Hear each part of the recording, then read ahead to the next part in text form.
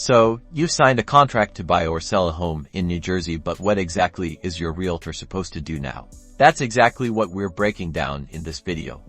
Once that contract is signed, your realtor's job is far from over.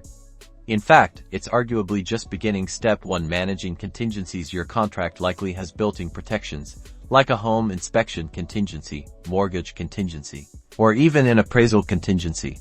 Your realtor acts as the quarterback, ensuring all deadlines are met for inspections, appraisals, and obtaining mortgage approval. This involves constant communication with you, the other agent, and third-party vendors. Speaking of deadlines, your realtor will meticulously track important dates and make sure all parties stay on schedule, proactively addressing any potential delays to keep the deal on track. Communication is key. Your realtor will keep you informed every step of the way, relaying information, answering questions, and negotiating on your behalf to resolve any issues that may arise during the transaction.